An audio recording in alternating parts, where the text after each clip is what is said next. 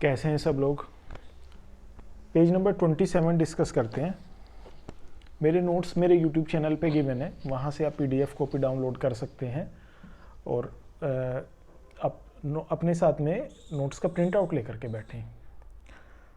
इस पेज में page number 27 में 2-3 टॉपिक डिस्कस किए गए हैं। ग्रेविटेशनल पोटेंशियल सबसे पहला टॉपिक। ग्रेविटेशनल पोटेंशियल का कॉन्सेप्ट समझना है हमें कि ग्रेविटेशनल पोटेंशियल क्या होता है और किसी m मास से r डिस्टेंस पे उसका ग्रेविटेशनल पोटेंशियल कितना होगा ये कैलकुलेट करना सीखना है। दूसरा टॉपिक है ग्रेविटेशनल पोटेंशियल एनर्जी। दो ऑब्जेक्ट्स हैं जिनके मासेस m1 m2 हैं, तो उनको जब कॉन्फ़िगर किया गया, एक सिस्टम बनाया गया, तो उस सिस्टम की ग्रेविटेशनल पोटेंशियल एनर्जी कितनी होगी ये कैलकुलेट करना सीखना है। एस्केप वेलोसिटी का कॉन्सेप्ट है। एस्केप वेलोसिटी किसे कहते हैं और हाउ टू कैलकुलेट इट, ये एक कॉन्सेप्ट सीखना है। तो ये 2-3 टॉपिक्स हैं इस पेज पे। तो चलिए स्टार्ट कर रहे हैं। ग्रेविटेशनल पोटेंशियल से समझना स्टार्ट कर रहे हैं। तो किसी पॉइंट पे ग्रेविटेशनल पोटेंशियल कैसे डिफाइन किया जाए, किसी पॉइंट पे ग्रेविटेशनल पोटेंशियल होना क्यों चाहिए, क्या हर एक पॉइंट पे कुछ ना कुछ ग्रेविटेशनल पोटेंशियल की वैल्यू होती है? नहीं, हर एक पॉइंट पे ग्रेविटेशनल पोटेंशियल की वैल्यू नहीं होती। किसी पॉइंट पे ग्रेविटेशनल पोटेंशियल किसी मास के कोरस्पोंडिंग होगा। उस पॉइंट के क्लोज में, उस पॉइंट के नेबरहुड में कोई मास रखा होगा, उस मास का इस पॉइंट पे ग्रेविटेशनल पोटेंशियल होगा। अगर वो मास ना होता तो इस पॉइंट पे ग्रेविटेशनल पोटेंशियल भी ना होता। अब पॉइंट पे इम्फेसाइज नहीं करते हैं, बल्कि चलो इसको इस तरीके से समझें कि एक कोई मास है, इस मास के सराउंडिंग में कोई भी पॉइंट है, उन सब पॉइंट्स पे ग्रेविटेशनल पोटेंशियल होगा इस मास का,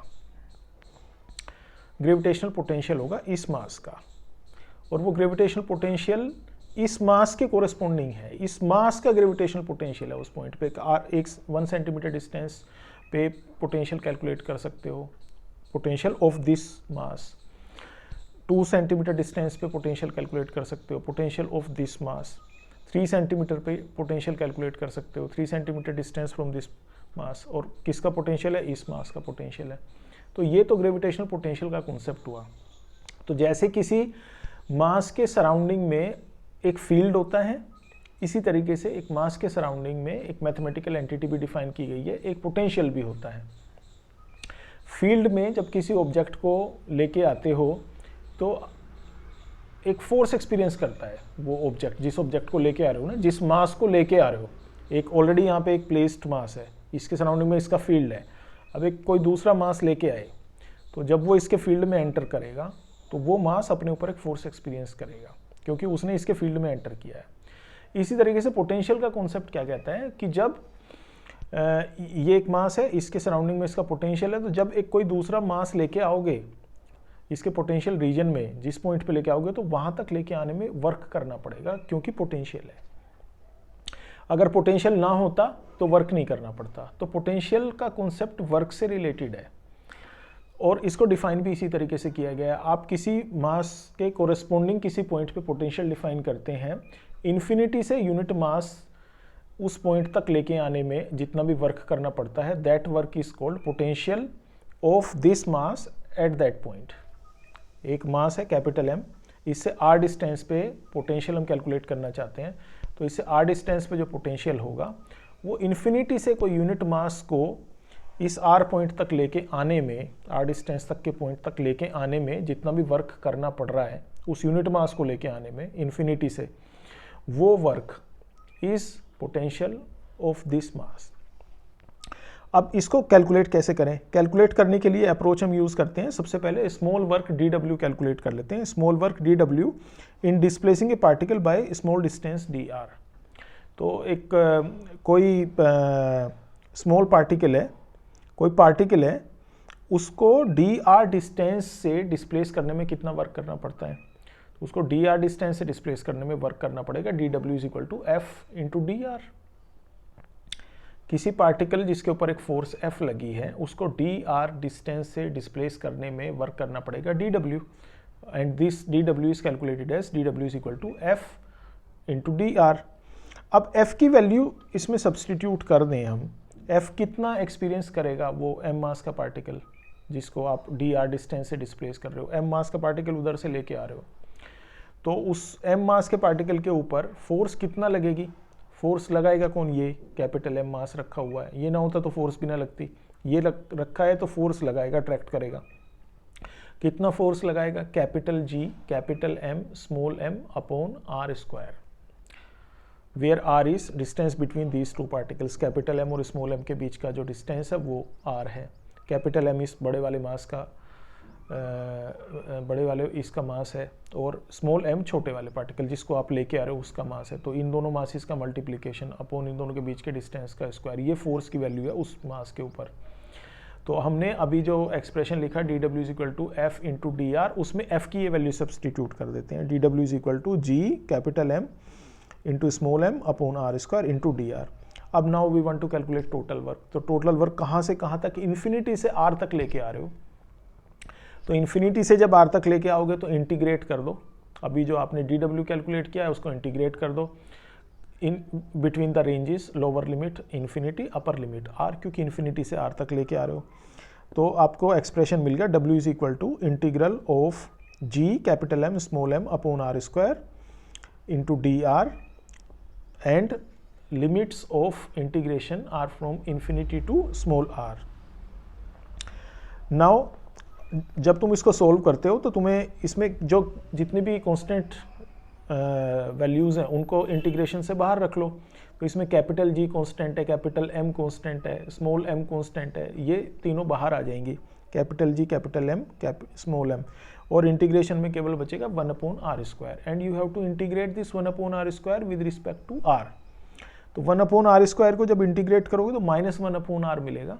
इस -1 अपॉन r में आप फिर अपर लिमिट रखो माइनस, फिर लोअर लिमिट रखो, तो आपको एक्सप्रेशन मिलता है w is equal to G M M into -1 upon r, या इसको कह सकते हो minus G capital M small m upon r। ये एक्सप्रेशन आपको w का मिल गया। This is total work done.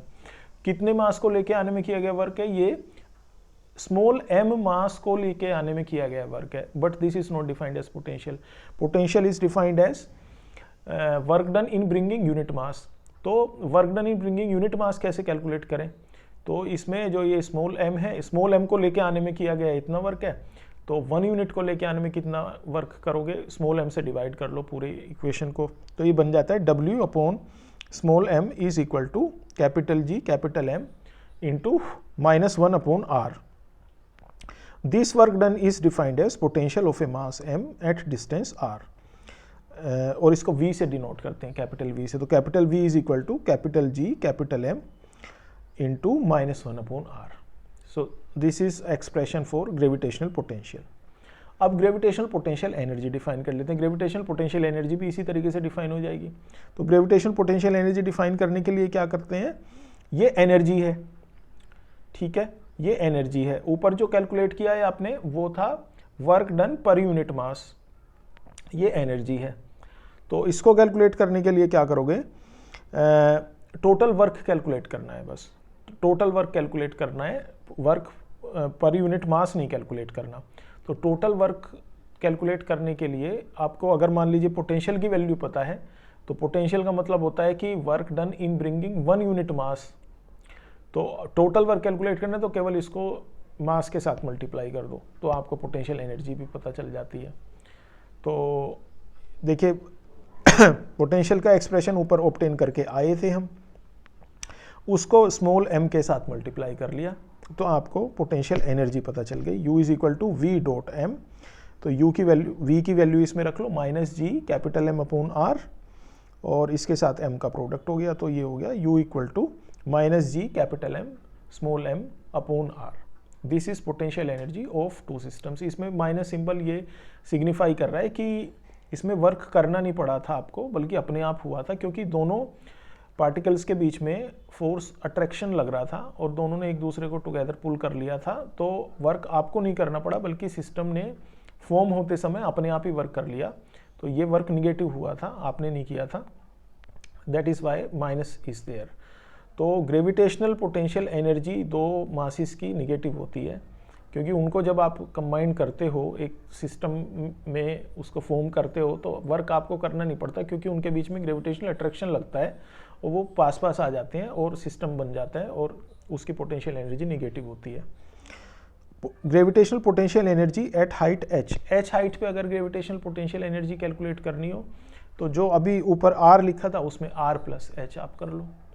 तो क्योंकि टोटल तो आपको डिस्टेंस ही लेना है दोनों पार्टिकल्स के बीच का, तो सरफेस पे नहीं रखा है, h हाइट पे रखा है, तो r प्लस h यूज़ कर लोगे। अच्छा, अब एक कॉन्सेप्ट एस्केप वेलोसिटी का है। एस्केप वेलोसिटी का मतलब समझते हैं। सबसे पहले एस्केप वेलोसिटी का मतलब है कि किसी ऑब्जेक्ट को इतना वेलोसिटी के साथ लॉन्च किया जाए, थ्रो किया जाए कि वो अर्थ के ग्रेविटेशनल फील्ड से बाहर चला जाए। या जिस भी प्लेनेट की बात कर रहे हैं, मून पे है, मून से फेंका जा रहा है, तो मून पे इतना वेलोसिटी के साथ पार्टिकल को फेंकें, थ्रो करें कि वो मून के ग्रेविटेशनल फील्ड से बाहर चला जाए। और ग्रेविटेशनल फील्ड से अगर एक बार वो पार्टिकल बाहर चला जाएगा, वापस नहीं आएगा। जब तक ग्रेविटेशनल फील्ड में रहेगा तब तक तो अपने ऊपर एक अट्रैक्शन फोर्स एक्सपीरियंस करता रहेगा और वापस गिरेगा। गिरना मतलब मूव करेगा मून के सेंटर की तरफ या अर्थ के सेंटर की तरफ, अर्थ की बात कर रहे हैं तो। लेकिन अगर ग्रेविटेशनल फील्ड से, प्लेनेट के ग्रेविटेशनल फील्ड से बाहर चला जाता है तो अपने ऊपर फोर्स भी एक्सपीरियंस करना बंद कर देगा। फोर्स एक्सपीरियंस करना बंद करेगा तो फिर वापस क्यों आएगा। तो अगर आप इतना वेलोसिटी के साथ किसी पार्टिकल को फेंक दें कि वो किसी प्लेनेट के ग्रेविटेशनल फील्ड से बाहर चला जाए, तो ये वेलोसिटी को एस्केप वेलोसिटी कहते हैं। तो अब इसको चलो कैलकुलेट करना सीखते हैं, एस्केप वेलोसिटी कैसे कैलकुलेट की जाए। तो एक इसमें एक पॉइंट ध्यान रखेंगे कि काइनेटिक एनर्जी और ग्रेविटेशनल पोटेंशियल एनर्जी को इक्वेट कर लें। सिर्फ काइनेटिक एनर्जी को और ग्रेविटेशनल पोटेंशियल एनर्जी को इक्वेट कर लें, क्योंकि सैटेलाइट को आप कम से कम इतनी काइनेटिक एनर्जी ही प्रोवाइड करोगे कि वो ग्रेविटेशनल पोटेंशियल एनर्जी के बराबर हो जाए। सैटेलाइट को प्लेनेट के फील्ड से बाहर भेजना है तो उसको काइनेटिक एनर्जी देके भेज रहे हो, उस काइनेटिक एनर्जी से ही तो वो बाहर जा पाएगा फील्ड से। तो ये काइनेटिक एनर्जी आप उसको कितना दो, तो कम से कम इतना दो और एग्जैक्टली उतना ही दे दो, उससे ज़्यादा तो कितना भी दे दोगे। लेकिन एस्केप वेलोसिटी में तो कम से कम ही डिफाइन करना है कि भाई उतना तो कम से कम देना ही पड़ेगा, उससे ज़्यादा तो कितना भी दे दो। तो आप इसको कम से कम इतना एनर्जी तो दोगे कि वो ग्रेविटेशनल पोटेंशियल एनर्जी के बराबर हो जाए। ग्रेविटेशनल पोटेंशियल एनर्जी को तो ओवरकम कर ले, ग्रेविटेशनल पोटेंशियल एनर्जी को ओवरकम कर लेगा तो बस फील्ड से बाहर चला जाएगा, फिर वापस नहीं आएगा। तो आप दो चीज़ों को किस किस को इक्वेट कर रहे हो, एक तो काइनेटिक एनर्जी को, क्योंकि आप वेलोसिटी कैलकुलेट करना चाहते हो तो वेलोसिटी किसी पार्टिकल को देना मतलब उसको काइनेटिक एनर्जी देना ही है। काइनेटिक एनर्जी दोगे तभी तो वो वी वेलोसिटी से मूव करता हुआ जाएगा। तो आप काइनेटिक एनर्जी को इक्वेट कर लो ग्रेविटेशनल पोटेंशियल एनर्जी के, तो आपको पहली लाइन मिलती है 1/2 mv² is equal to G capital M small m upon r। इसमें निगेटिव सिंबल को मैंने अवॉइड कर दिया क्योंकि हमें एनर्जी प्रोवाइड करनी है। तो एनर्जी तो आप पॉजिटिव भी प्रोवाइड करोगे, काइनेटिक एनर्जी तो वैसे भी निगेटिव होती ही नहीं है कभी। तो 1/2 mv² equal to G capital M small m upon r। और इसको सॉल्व कर लो v के लिए, तो v² equal to 2gm upon r, v equal to √2gm upon r। ये एक्सप्रेशन मिल गया एस्केप वेलोसिटी का। Escape velocity is equal to √2g capital M upon r। तो आप देख रहे हो इसमें कि एस्केप वेलोसिटी उस प्लेनेट के मास पे डिपेंड करती है, जिस ऑब्जेक्ट को फेंका जाना है उस पे डिपेंड नहीं कर रही है। प्लेनेट का मास अगर ज़्यादा है तो एस्केप वेलोसिटी भी ज़्यादा होगी उस प्लेनेट के लिए। यानी उस प्लेनेट पे किसी भी ऑब्जेक्ट रखा हुआ है उस प्लेनेट के ऊपर और उस ऑब्जेक्ट को थ्रो किया जाना है तो वहाँ पे ज़्यादा वेलोसिटी के साथ फेंकना पड़ेगा, क्योंकि बड़ा प्लेनेट है, मास ज़्यादा है। छोटा प्लेनेट है, उसके ऊपर सरफेस पे कोई ऑब्जेक्ट रखा हुआ है तो उसको थोड़ी वेलोसिटी से फेंकने से भी वो एस्केप हो जाएगा, उसके फील्ड से बाहर चला जाएगा, क्योंकि उस प्लेनेट का मास छोटा है, कम है, कैपिटल M की वैल्यू कम है। तो ये कैपिटल M पे डिपेंड करता है और एक्सप्रेशन है v is equal to √g capital M upon r। इसको √2 capital G capital M r ऐसे करके भी लिख सकते हैं, क्योंकि इसमें √GM अपॉन r इसकी वैल्यू 8 किलोमीटर पर सेकेंड होती है। तो ये √2 इंटू 8 किलोमीटर पर सेकेंड ये अर्थ के लिए है।